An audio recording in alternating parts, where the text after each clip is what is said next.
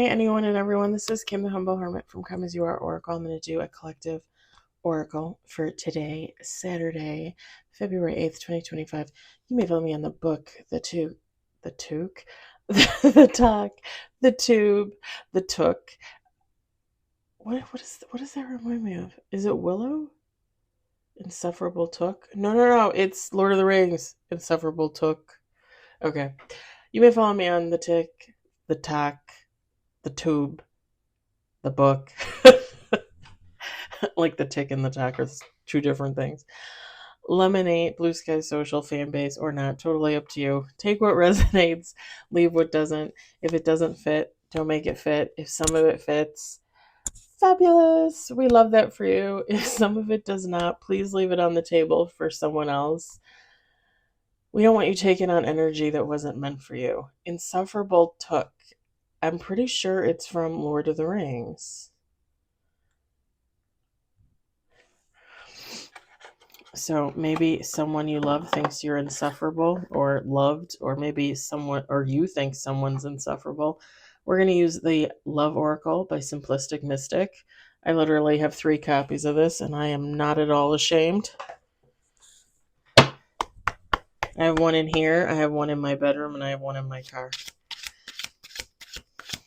I have cards in my bedroom, and sometimes I bring them in here because they're cards like I want to use.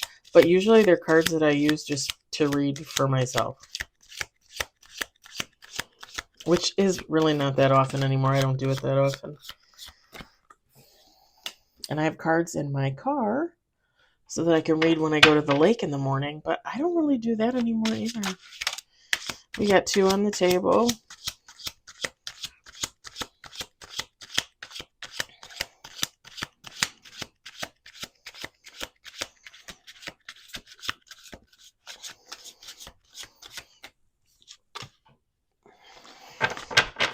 Well, I can already see where the insufferable part is coming in.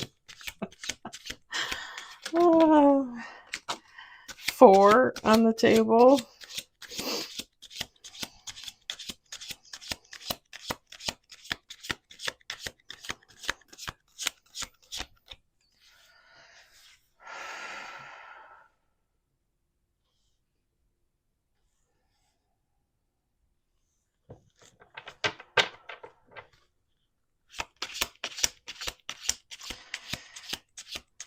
I feel like I'm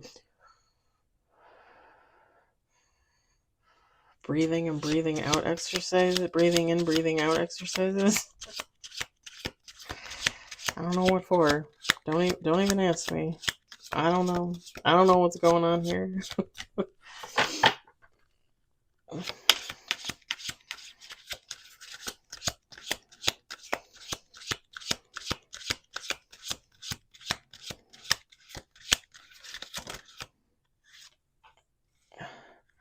We got 5 on the table.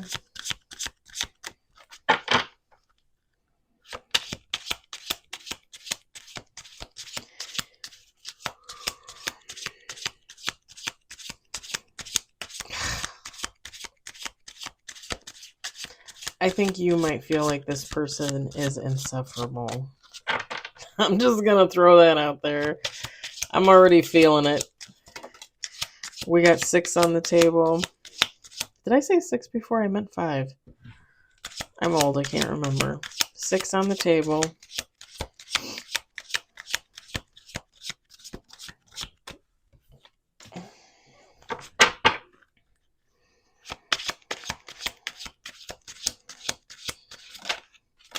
Seven on the table.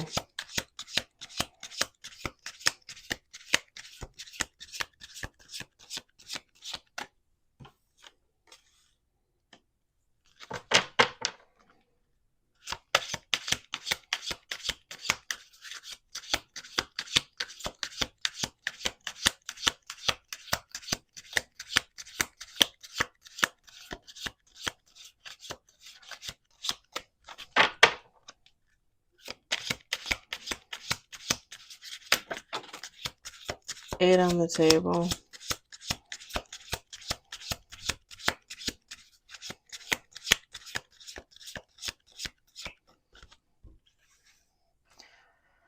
Okay, did I already say 2 shuffles? Okay, we're going to do 2 more shuffles. Okay. Okay, so you might think this person is insufferable.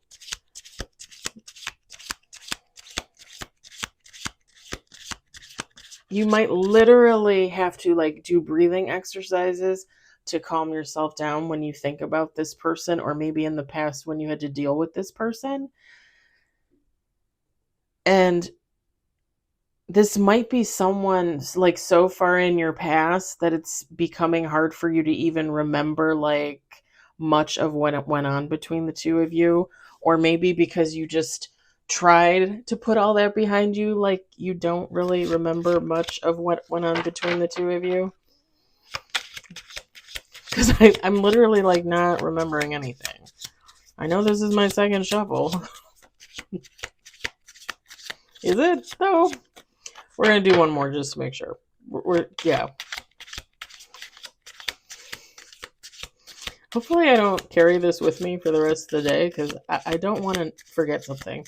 I don't want to order something twice. I don't want to feed the cats like a billion times because I don't remember. I'm gonna set this on the yeah, I can't even talk. I can't even get my words together. I'm gonna set that on the box on the sill. We've got mask, ex-lover, player, crossroads, reconciliation, ghosted, storm warning,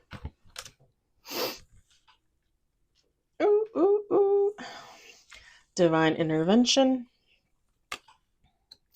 and bottom of the deck, toxic relationship. 9 cards with bottom of the deck. Feminine, masculine, take heart, resonates. It doesn't matter. This is an ex-lover, someone that you considered a player, someone that you could have been in a relationship and they were cheating, or this might have been more like a casual friends with benefits type thing. Take how it resonates for you. This is someone that you found to be a liar. They wore a mask. They were disingenuine. Hiding secrets. Do you say hiding secrets or having secrets? Because it's a secret, so you're already hiding it. Do you have to say hiding secrets? They have secrets, right?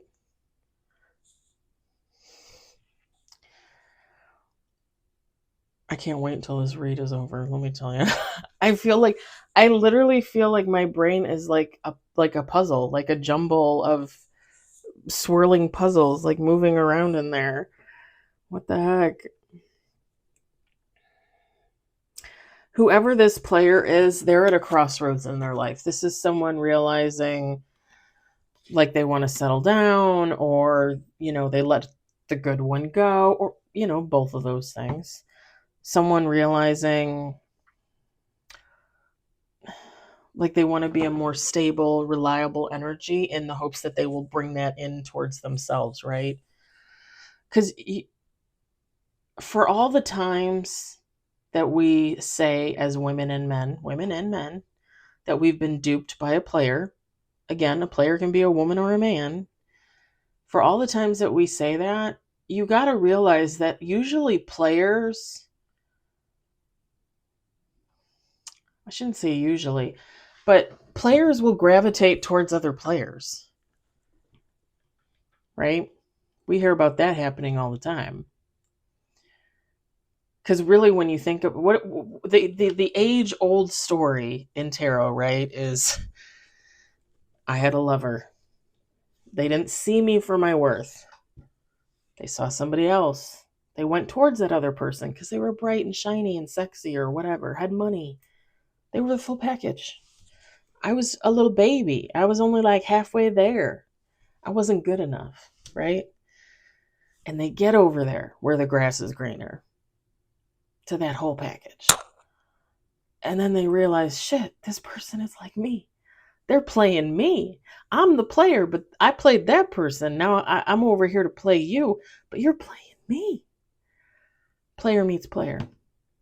Really, when you think about it, that happens a lot. That happens a lot in real life. Let's just be honest. It's poetic justice. It's karma, obviously. But eventually a person will realize, like, I just don't want to gravitate towards that energy. And if I'm gravitating towards that energy, maybe that's because that's the energy I'm putting out. Maybe I need to harness my energy, meditate, go within, heal, have a little chat with the divine, something. Get my act together. Maybe do a little abstinence stitch for a minute to gather myself, and then go out there and look for the person that reflects me, right? Like if I've been celibate a year and a half. Do I expect the person I get with to be celibate for a year and a half? No. But I expect them to honor me and the fact that when I get together with them, I'm not going to be fucking them on the first date. I'm probably not even going to be fucking them on the 10th date. Probably not even on the 20th date. So, like, I'm looking for a serious person for a serious relationship. And that doesn't even necessarily need to include marriage in the end. This is just a one-on-one committed relationship from now until the end of our times.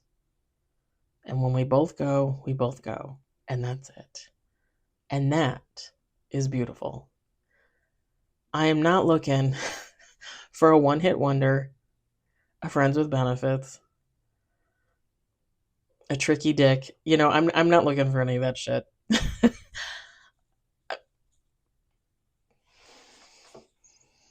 Could that stuff still come into me? Of course, because people are also going to be attracted to what they can't have. If I meet a man or a woman and they're like, hey, yeah, I just got a relationship, and maybe I know who they are, maybe I don't, whatever. You want to go out on a date? And you go out on a date and then they're like, okay, so we're going to sleep together. And it's like, no, like you're still going to pull in that energy because this is a person that talks to you and says, oh, this person's been celibate for a year and a half. Oh, this person like has their own business. Oh, this person still works a 40-hour, 50-hour a week job. Oh, this person lives on their own and takes care of themselves and pays their own bills. I want that person. Like, that's a mighty fine catch. I want that person. Even though that is not at all the energy that they're putting out, right? This is someone looking for a good time. And that's not to say that you couldn't take a chance and have a good time and still end up getting into a relationship. You could. But it's a very tricky business out there, right? Isn't that what I just said? Tricky dick? It's a very tricky business out there. But again, let's just be honest. Players will gravitate towards other players thinking that they don't have to change, but the other player will change. Does that really happen? I mean, they're both players. Who's going to change first? It doesn't matter. Neither one of them's going to change. Neither one of them's going to change. That's the age-old story in tarot. Nobody changes. The only person that changes, right, is the person that gets left behind, the person that wasn't good enough. The person that ends up being more than good enough in the end. The person that player missed out on.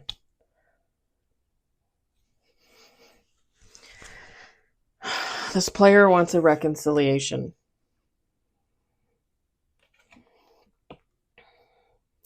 Second chance.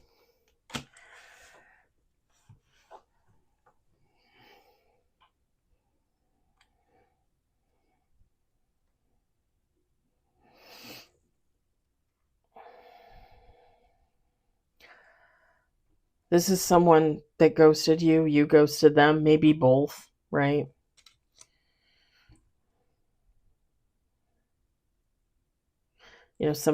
Typically one person will ghost the other first, And then the other person will be like, well, fuck that. I don't give a shit. And then they go, you know what I mean? Like block them and all that stuff.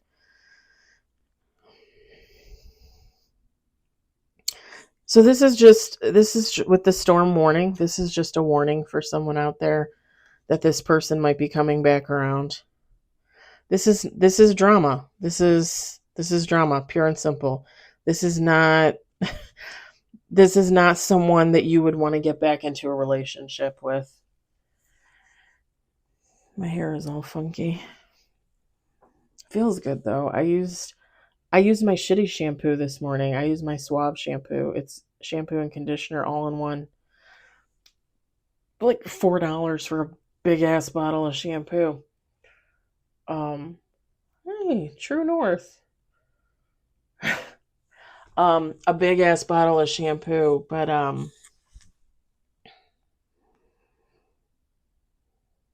usually I use like, I don't know. I don't do expensive shampoo, y'all, but I think the most expensive bottle of shampoo I ever bought was like $10-12. This is just my cheap stuff. It actually makes my hair feel really good though. Like nice and thick, and I don't know. Anyway, I use it to break up the monotony. Okay, enough about my hair. I'm obsessed with my hair. You don't care about your hair. Divine intervention. Again, this is just a warning. God's saying, like, don't get involved with this person. I feel like, because it says divine intervention, serendipity, catalyst, supernatural, karma.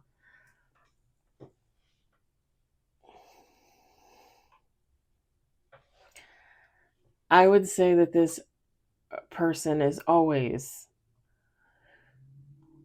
on a constant rotation on the wheel of karma.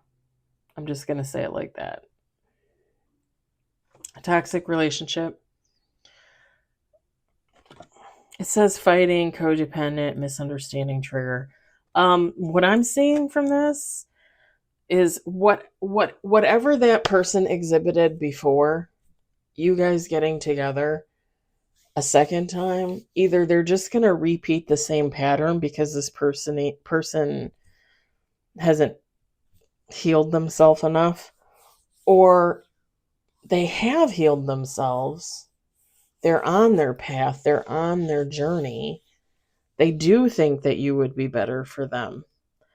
But the thing is getting into a relationship with this person would lead to toxicity, because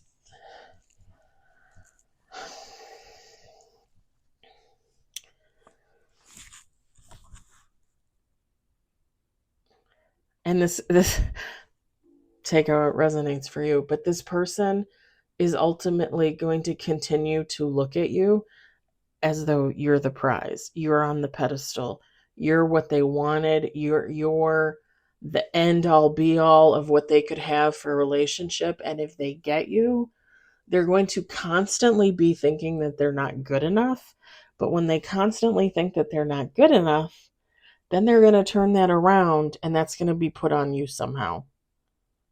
Again, toxic.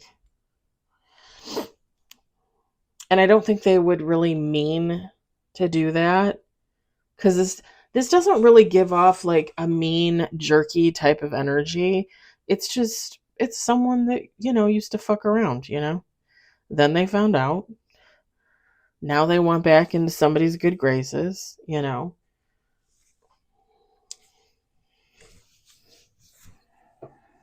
I'm not getting a mean, spiteful energy, but just because they don't know that they're hurting somebody doesn't mean that they're not hurting somebody.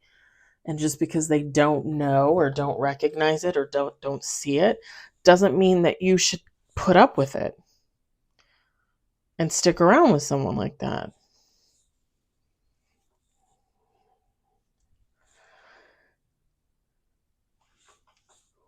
I also feel like when the right people get together, those type of behaviors, those type of thoughts wouldn't even be there. They wouldn't even be part of the equation. If you really want to be with someone, if someone really wants to be with you, I don't think any of that shit would really matter. Like, oh, you're above me, you're below me, blah, blah, blah. And I talked about this on the read last night.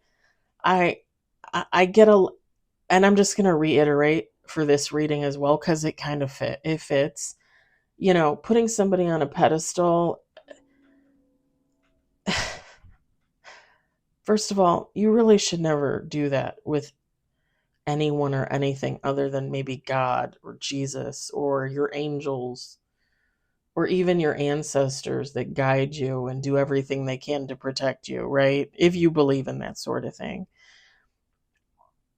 And I was saying on one of the reads last night, I will tell people like what I do in my free time besides when I work at my job. And it's like it's off-putting. It's like it kind of,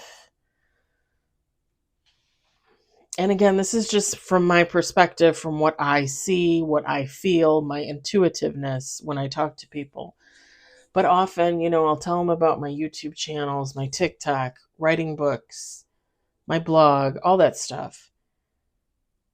And there will be like okay, okay. Good for you. That's nice that you do that. A little bit condescending, a little bit not believing me.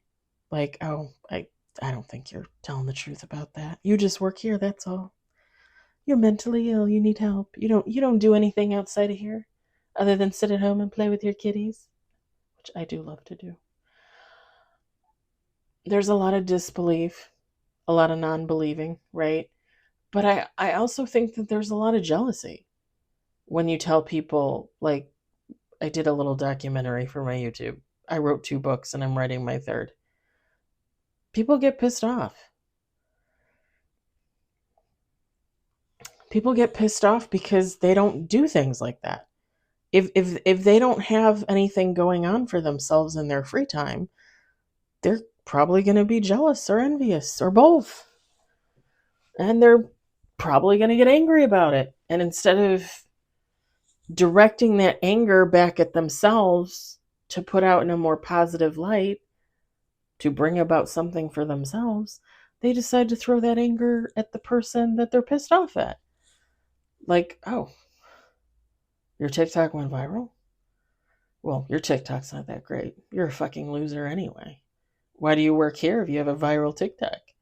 Like just being nasty and rude. I've encountered that I don't know how many times. And it's funny because I said last night, when I tell people what I do with my extra time, I'm very humble about it. I'm not like, oh, look at me, I do this, I do that, blah, blah, blah. No, it's something I do in my free time, things that I do in my free time. I don't even get paid for. I don't earn money on them. That's why I have a full-time job, you know? And it's really sad that people would make somebody feel bad about themselves for just doing something that they love, you know? But this kind of gives off that energy. This person kind of gives off that energy, like realizing someone's too good for them and being angry about it. But instead of going within and figuring that out for themselves, they're going to end up taking it out on the person that they say they love,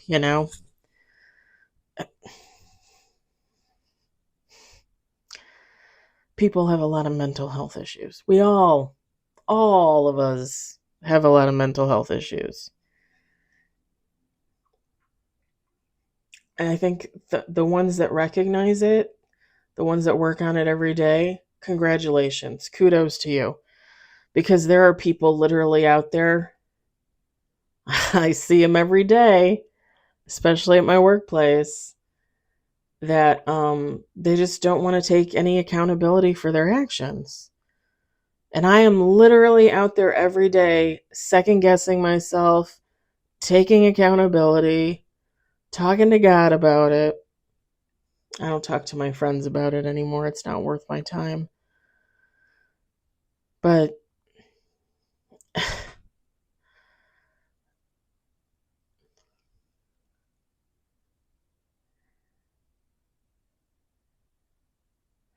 If someone is unhappy with their life, if this player is unhappy with their life to the point where they change themselves, they grow, they start healing, but they try to get involved with someone they consider like a higher standard of being, right? You can't be jealous of somebody for that. You wanted them. You wanted that person that was doing well for themselves. And you get them, and then you turn around and treat them like shit because of it. You know what that is. You know what that is all day, every day. That's narcissistic. And just in layman's terms, that's disgusting. That's disgusting.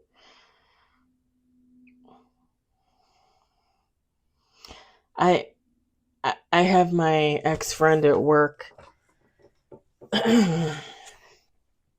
who hates me literally for the fact that she treated me like garbage, and I walked away from her as a friend like 2 years ago, year and a half ago, something like that. Probably 2 years ago. And every day I get the evil eye. And every day I just stand there and I think, God, how hard must it be to be that pitiful and ridiculous and jealous and envious when literally you could harness your own power and your own strength and go out there and do something for yourself. Anything.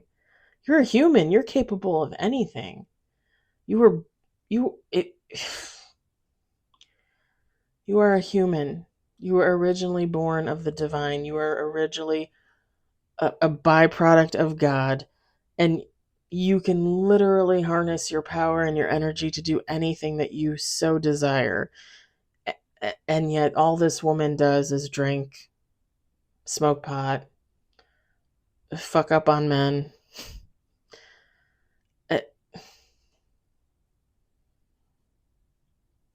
She could be so much more. She could be anything she wanted to be, anyone she wanted to be. And she doesn't. She doesn't. And it's kind of funny. When her and I first became friends, up until the time when I left and I exited that friendship, I really never noticed it, but I noticed it after the fact. I'm pretty sure she was originally with her Facebook, making as many friends as she could and getting her name out there and all that. And I think basically just clout chasing type of energy, right? Trying to like make it big or something. I mean, I don't really know how you would do that on Facebook. People have, I'm sure, but it's definitely the energy of someone chasing fame and not achieving it, and then getting mad at others that have gotten closer. And I don't by any means think I'm famous. Um, but I think she looks at me as famous, and I think it pisses her off. And again, that's just sad to me because she could literally be anything that she wanted to be. If she would just get off the booze, get off the drugs, get off the dick, she probably could harness that energy and do amazing fucking things. But she doesn't. That's this player's energy.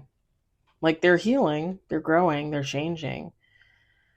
But they need to find a niche for themselves. They need to find something to do for themselves, because coming back into reconciling and coming back into a relationship with someone that they deem like a better human than them, in the long run, it's just going to lead them to be bitter and angry and resentful.